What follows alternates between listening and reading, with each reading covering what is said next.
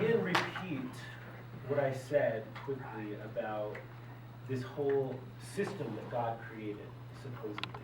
If he didn't, again, he's not all-powerful, and he's not worth worshiping. Why is this whole tortured logic thing necessary? Why do we need this mental gymnastics routine? If he wanted to forgive us, why not just forgive us? Isn't that the very definition of it? Is that he doesn't need some sort of payment. If you're going to truly forgive somebody, do you need a payment for it? Is the Bible a good guide for human morality? If we lived our lives how the Bible says we should, by the laws of the Old Testament, the moral examples given to us by the teachings of Jesus, would we be more or less moral? The Bible doesn't just tell us stories. It gives us examples of how we should live our lives. For every good bit of morality, and for every good example, there are dozens of truly terrible ones. And every good bit of morality that happens to be in the Bible is something that we already know independently of the Bible and Christianity. For those of you that do, if you were to suddenly stop believing in God and Jesus and the truth of the Bible, would you suddenly start to behave immorally? For argument's sake, I can make the assumption that the Bible is historically accurate, and that the arguments against the moral benevolence of the Bible actually gain strength. And they become even stronger if the God of the Bible actually does exist. From genocide to slavery and rape and the second-class treatment of women, this God would be a moral monster, and nothing he says should be taken into consideration with morals. If this God exists, taking moral instructions from him is like taking instruction on how to properly raise children from Joseph Kony. If you have children, and if you don't, imagine that you do. Could you ever sacrifice or kill them, or even threaten or tempt it? Offer them up to a mob to be raped or tortured or killed? These things are what people who are held up in front of us as shining moral examples in the Bible have done. It says this is what we should emulate. This is what God himself has done in sacrificing his son to himself. You and I know better. Ask yourselves this. If God commanded you to kill an innocent child, would you do it? No rationalization of God wouldn't tell me to do that can be used here, because as I've shown you, he has done exactly that. And if your answer is no, you just proved that you are more moral than these supposedly moral examples in the Bible. And you are more moral than the supposedly moral God who inspired it. If you or I were to see a child being raped to death and we had the power to stop it, we would. Instead, Jesus and God say, that's okay. I won't stand in your way. You finish doing what you will to that child, because when you're done, you'll be punished. If you would stop the person from harming the child, you are more moral than God. In our more secular societies today, we have laws that mandate that action be taken to stop this from happening as soon as possible, even before the actual act is committed. And it is the same secular progress that the teachings of Christianity, among other religions, has been implacably opposed to over the centuries. But the Christian Bible is not just immoral for the examples it gives or the God that it is claimed to have inspired it, but also for the way it attacks us. It destroys our integrity, especially in the New Testament. It makes people afraid. It tells us we're unworthy, that we must be submissive and abjectly sycophantic. It degrades and humiliates us, and it tells us we're ugly, wretched creatures, and that we belong on our knees. And the Bible demands that you propagate this misery, that you undermine others as well, that you inflict it upon your friends and children. The Bible invents this disease to create and then sells us a cure. How much unmet human potential has been lost to this point? How much does it cheapen our lives? In light of this, how much more moral it seems to tell people that they're strong, that they deserve to be treated with basic respect and dignity, that they must never bow down and must never believe that they are unworthy or ugly. How much better it is to empower and embolden children than it is to discourage, degrade them, or terrify them with stories of hellfire or demons. Thank you.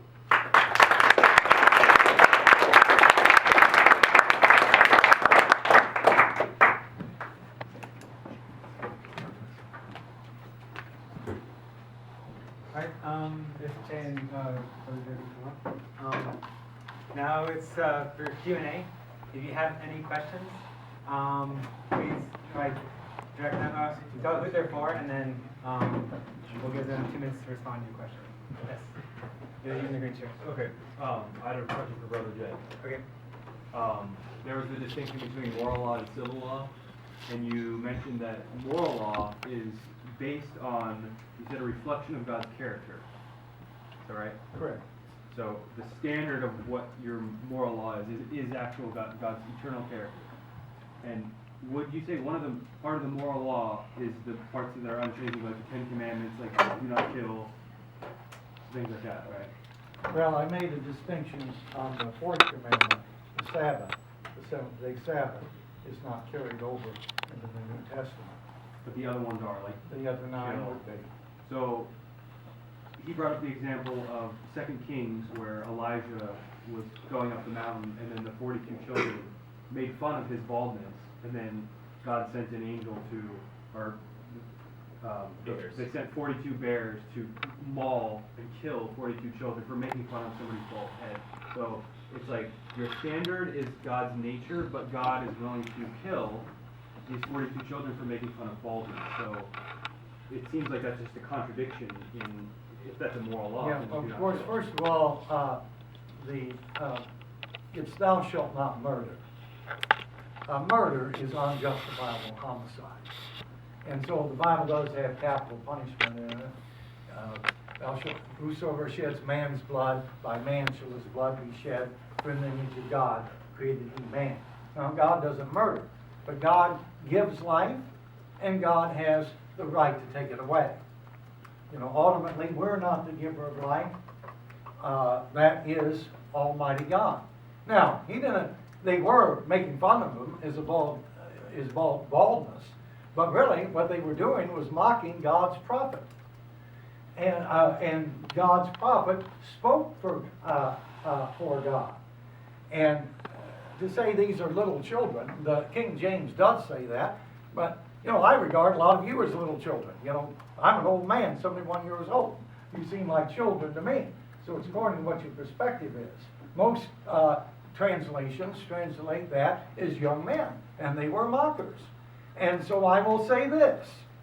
You can be thankful after today that I am more patient and long-suffering than Elisha, because people were mocking me for various reasons. And I might come to the end of my patience, and I might call 2 wildcats out of the desert to devour all of you if you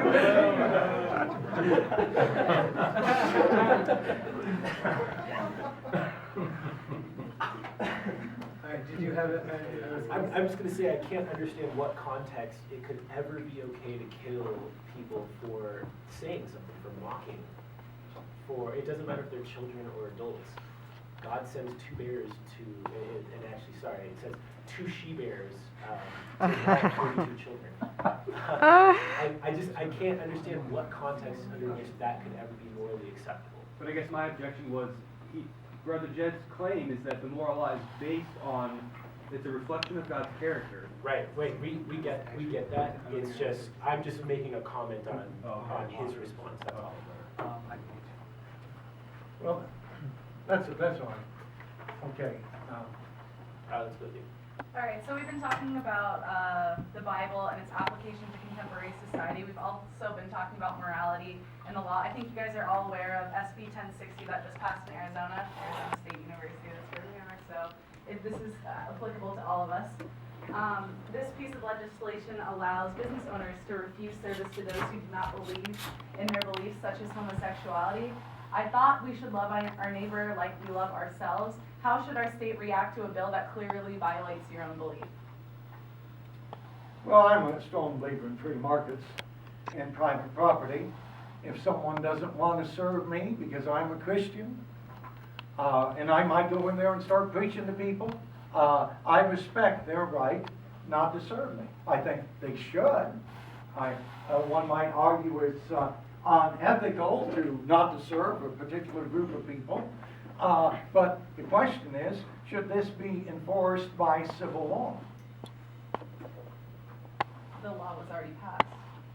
I don't think it's been signed by the governor yet. Yeah, it has to be signed by Jim. Oh, okay. Before it becomes legal precedent.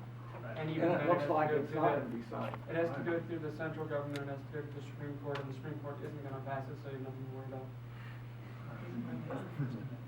Well, then you say that 74% are Christians, that's kind of like a Christian belief, isn't it? I think we kind of agreed on the rules, since there are a lot of people that have questions, that there won't be follow-up Yeah, questions yeah. until others have had the opportunity No, to ask theirs. and he's essentially right. It's not gonna be a law, and actually, if it ever was, and it was ever enforced, it would actually be a good thing, because then Gabe would be able to sue. And, and that starts the whole process of getting that up to the Supreme Court. So, next question. Do you believe that you would know right and wrong if it weren't for the Bible? Who are you asking? Oh, I'm asking you, Jay. Yes, I believe I made that point in my lecture, that right and wrong existed long before there was a Bible. I believe right and wrong are written on our conscience. We all intuitively know we ought not to be selfish. As I said, I think we've all said to others, that's selfish. We know that's wrong. So yes, we have a conscience. We know right from wrong. And that's one reason I believe in the Bible, by the way. When I started reading it, it affirmed what my conscience told me, and what was affirmed by reason, as I thought these things through and put some of the more questionable things in its historical and cultural context. Oh, sure. My question is more of a problematic, and this is directed at Jay, is, okay, yeah, like, let's just, okay, the Bible, whatever, as a moral code, let's just pretend somehow that's been established, the Bible no longer is a moral code. My question is, like, it's a problematic because when we get rid of the Bible, all of a sudden we don't have, what moral code are you proposing? You never had a prescriptive element except for rape is bad in all cases, which it is. So is that going to be what we, like, commandment number 1, rape is bad and wrong in all cases, that's it? Okay. That seems So problematic. I think I sort of started to delve into this a little bit, as far as subjective versus objective morality. How do I know that something's right or wrong necessarily, or how should we codify that? I think is a more succinct way to sum up your question. Is that fair? If we Yeah, don't like- have the Bible. Yeah, like which moral code are we abiding by? Because then all of a sudden we can pull out our And I moral philosophy books. thought I said earlier that I don't necessarily know where morality comes from. I just know that I do have it. I know that. Again, I think it's one part biological, one part culture. Hang on.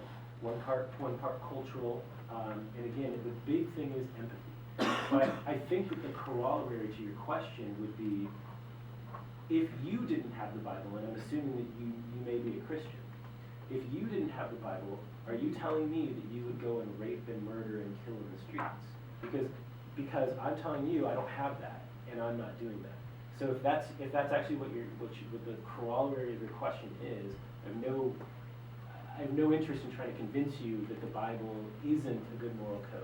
If that's what's holding you back. I guess. We're going to avoid follow-up questions because I think this is Yeah. what we Did agreed on, right? you want to comment? Well, yeah, I just briefly comment. I think you touched on something in your points, that you would put yourself in other people's shoes.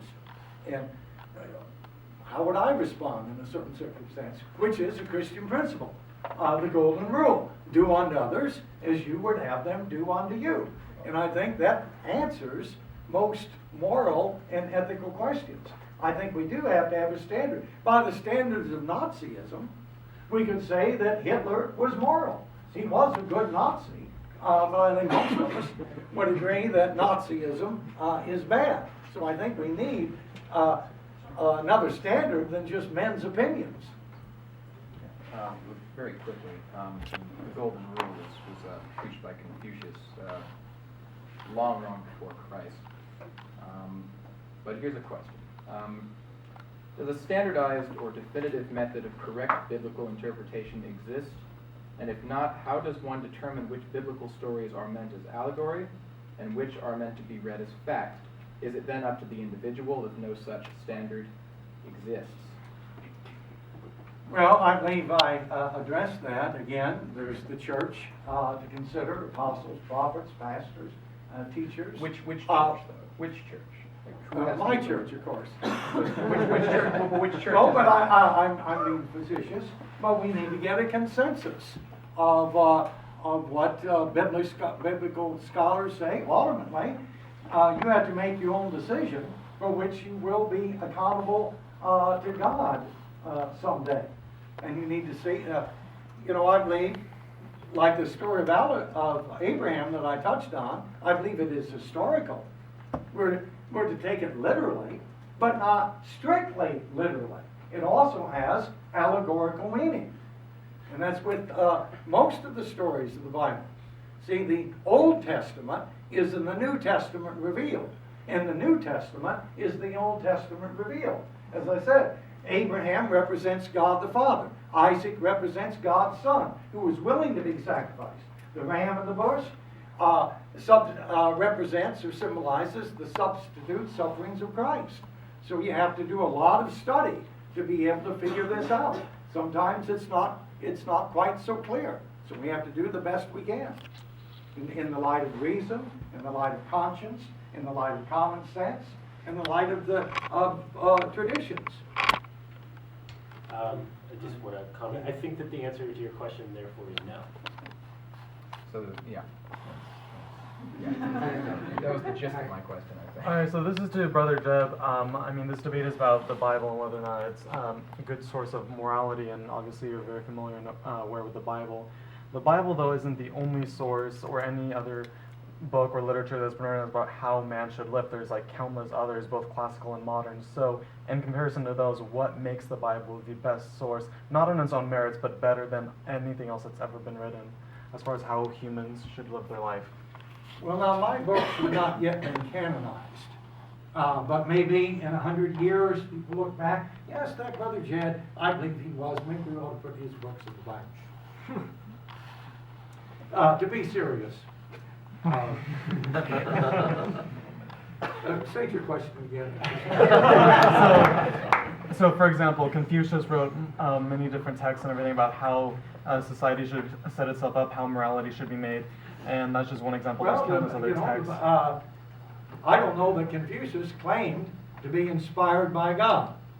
Not the him writers of the specifically, Bible but there's many do others. claim to be inspired by God, and we have 66 different books, 40 different writers, writing over a period of 1,500 years, and they are in agreement as to the 10 Commandments. They're in agreement as to be motivated by love, and be motivated by what promotes the highest good of all and what prevents the highest misery of all. So we got to think these things through. The Quran was also written as inspired by God, Muhammad inspired, by Allah. So the Bible isn't the only one that's The been. Quran doesn't teach, for instance, love your enemy. The Bible doesn't represent God as being a servant, coming and serving man. And God does submit himself to the same law that he expects us to live by. That's why Christ willingly goes to the cross. He could have called thousands of angels to deliver him, but he did not. And I think love does sacrifice itself. You were in the military. I have a daughter in the military. I was willing to sacrifice her, she asked my permission to join. I was willing to sacrifice her, knowing even women today can be put at risk in combat, and knowing that she might not come home or come home maimed. I did that out of a love for country and a love for God. I just have a quick follow-up. Actually, the Quran does specifically say that you should love your enemy. For example, there's a passage about if you have an enemy and he's without shelter and without water, you should actually take him in to your house, give him shelter, food, and water, and then let him go. It says you should. It very specifically in several places